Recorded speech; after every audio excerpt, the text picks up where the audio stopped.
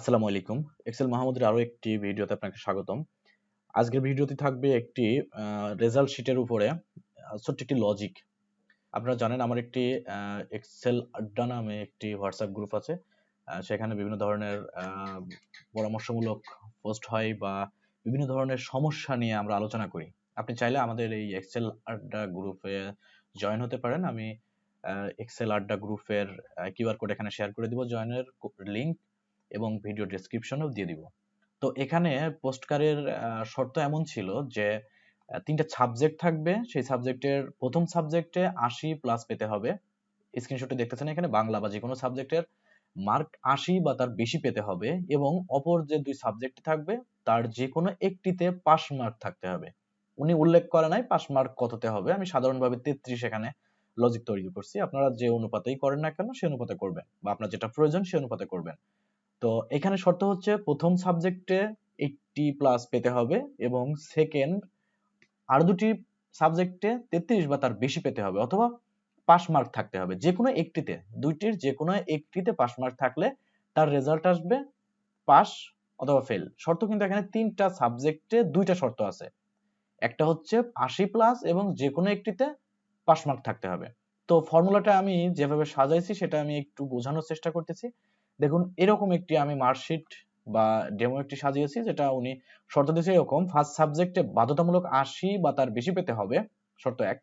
2 হচ্ছে সেকেন্ড আর থার্ড সাবজেক্টে দুইটার মধ্যে যে কোনো একটাই পাস মার্ক হলেই রেজাল্ট আসবে পাস, অন্যথায় ফেল। এটার ফর্মুলা কিভাবে লিখবে একটু ফর্মুলাটা দেখিয়ে দিবেন। আচ্ছা, ফর্মুলাটা হবে এরকম, আমরা ইফ ফর্মুলা এখানে ব্যবহার করব, লজিক্যাল ফর্মুলা ইফ ফর্মুলাটা ব্যবহার করব। ইফ এর 3টা আর্গুমেন্ট আপনারা জানেন: কন্ডিশন বা লজিক্যাল টেস্ট, ট্রু হলে কি এবং ফলস হলে কি। এখানে কিন্তু ফর্মুলাটা আমি একটু ডিটেলসে লিখে রাখছি আপনাদের বোঝার সুবিধার্থে বা বোঝানোর সুবিধার্থে। সেটা হচ্ছে ইফ ফর্মুলা আমরা এখানে ব্যবহার করব। প্রথমটা হচ্ছে কন্ডিশন থাকবে, উনি যে শর্তটা দিল সেই শর্তটা থাকবে এবং সেই শর্তটা যদি সত্য হয় তাহলে এইখানে আমরা যে রেজাল্টটা লিখবো সেই রেজাল্টটা আমাদের সত্য রেজাল্টে আসবে, এবং যদি মিথ্যা হয় অথবা ভুল হয় বা না মিলে শর্তটা তাহলে আমাদের ফলস রেজাল্ট আসবে। এখানে 3টা আর্গুমেন্ট, আপনি ইফ ফর্মুলা যদি একটু বেসিক জানেন তাহলে এই শর্তটা বুঝতে পারবেন। তো এখানে আরো কিছু ফর্মুলার কম্বিনেশন হবে, যেহেতু এখানে 3টা সাবজেক্ট, ফর্মুলা 2টা বা শর্ত 2টা। তো আমরা এখানে ফর্মুলা ইউজ করব হচ্ছে এন্ড এবং অর এর কম্বিনেশন, ইফ এন্ড অর। আমরা ইফ এর পরে এন্ড এবং অর কিভাবে ব্যবহার করব সেটা দেখুন। এখানে হচ্ছে ফর্মুলা 2টা বা শর্ত 2টা, একটা হচ্ছে 80 বা তার বেশি পেতে হবে, 80 বা তার বেশি পেতে হবে, শর্ত 1।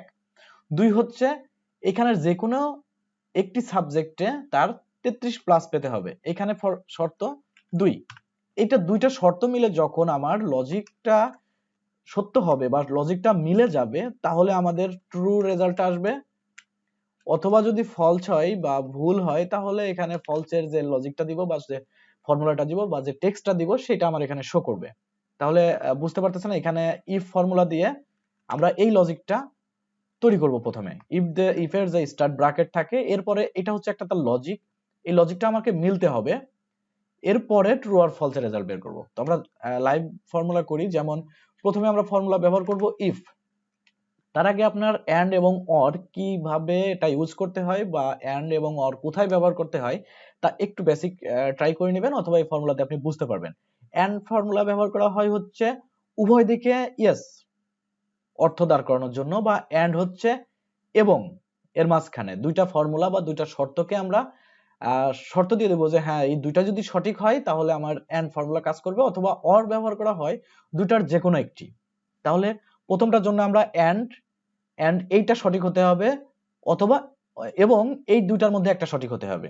তো আমরা প্রথমে এন্ড দিয়ে শুরু করব। এন্ড দিয়ে শুরু করে আমরা প্রথম লজিকটা দিব হচ্ছে বাংলা সাবজেক্ট গ্রেটার দেন 80 বা তার বেশি।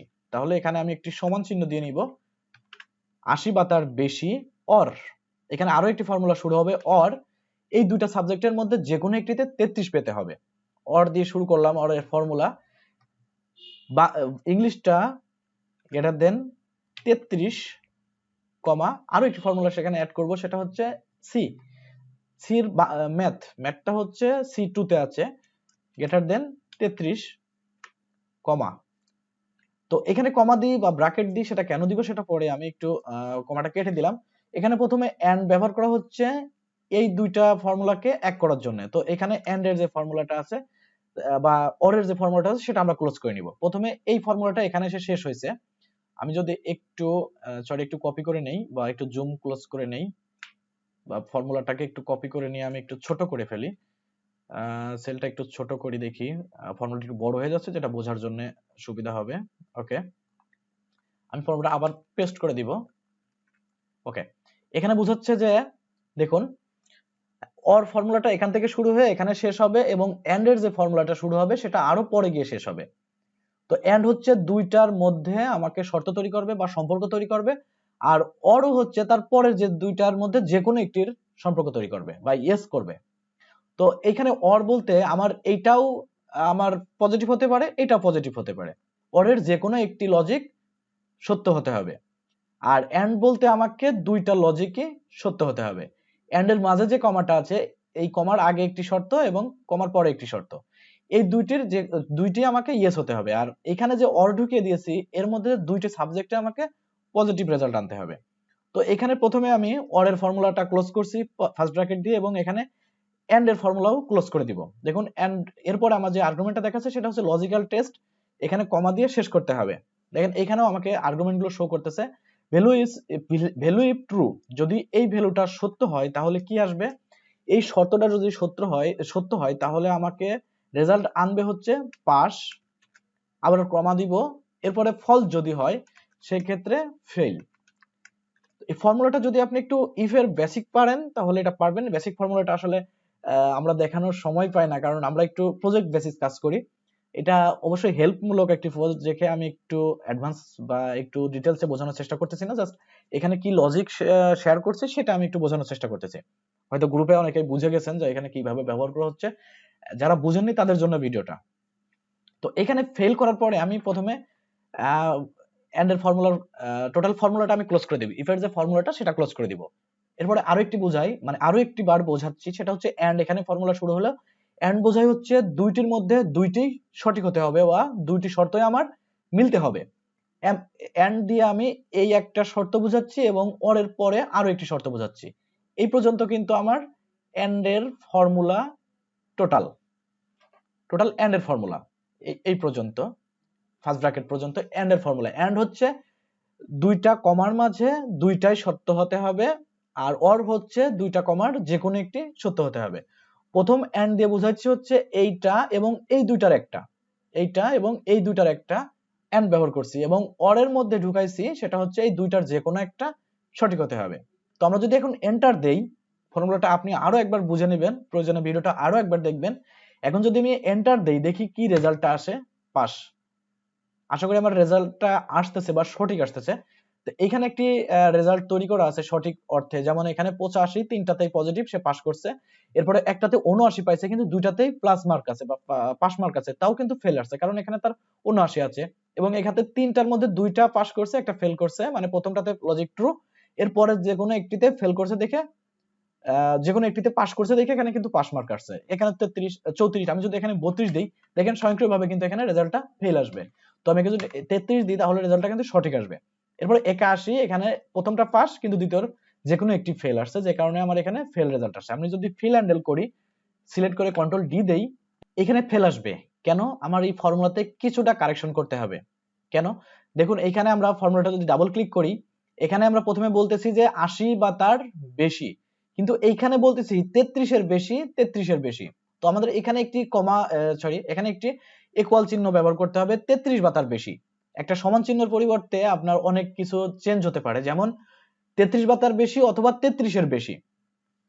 এইটার অর্থ হচ্ছে 33 এর বেশি, আর এটা হচ্ছে 33 বা তার বেশি। তো আমরা এখানে একটি ইকুয়াল দিব, 33 এর বেশি, 33 বা তার বেশি দিলে এরপরে যদি আমি ফিল হ্যান্ডেল করি, তাহলে দেখুন রেজাল্টটা আমার সঠিক আসবে।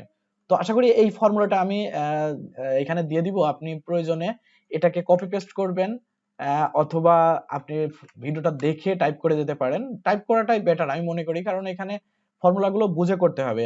এখানে কিন্তু আপনার শর্তের সঙ্গে বা আপনার শীটের রেঞ্জ অনুযায়ী বা সেল নাম্বারের উপর অনুযায়ী মিলবে না, কাজেই এখানে যে লজিক গুলো বোঝানো আছে সে অনুযায়ী করবেন। তো লজিকগুলা হয়তো আরো একবার দেখলে বুঝতে পারবেন, অথবা আমি আরো একবার বুঝিয়ে দিচ্ছি। এন্ড হচ্ছে দুইটা ফর্মুলাকে আমরা সঠিক তথ্য বের করব বা মিলাবো, যদি দুইটাই সঠিক হয় ভ্যালু ইজ ট্রু, যদি দুইটাই আমার সঠিক হয় তাহলে পাস অথবা ফেল। আর দুটাকে সঠিক করার জন্য আমরা এখানে এন্ড ব্যবহার করছি, এন্ড এর মাঝে দুইটা, একটা হচ্ছে কমার আগে এবং কমার পরে অর ব্যবহার করছি। আশা করি বুঝতে পারছেন। তো এমন কোন সমস্যা যদি আপনি আটকে থাকেন তাহলে আমাদের হোয়াটসঅ্যাপ গ্রুপে আপনি জয়েন করবেন, অথবা আমাদের এক্সেল যে এক্সেল মাহমুদ নামে যে আমাদের ফেসবুক গ্রুপ আছে অথবা পেজ আছে সেখানেও জয়েন করতে পারেন। আর এক্সেল মাহমুদ ইউটিউব চ্যানেলে যদি আপনি সাবস্ক্রাইব করে রাখেন, আশা করি রেগুলার এরকম ভিডিও পেতে থাকবেন। তো আপনাদের এক্সেল নিয়ে অথবা রেজাল্ট শিট নিয়ে যদি কোনো ধরনের সমস্যা তৈরি হয় বা লজিক রিলেটেড কোনো সমস্যা তৈরি হয়, অবশ্যই আমাদের এক্সেল মাহমুদের যে অফিসিয়াল ফেসবুক গ্রুপ আছে সেখানেও পোস্ট করতে পারেন, অথবা এক্সেল আড্ডা নিয়ে যে আমাদের হোয়াটসঅ্যাপ গ্রুপ আছে সেখানে আপনি জয়েন হয়ে আপনার সমস্যাটা তুলে ধরতে পারেন। তো আজ এ পর্যন্তই, ভালো থাকবেন, আল্লাহ হাফেজ।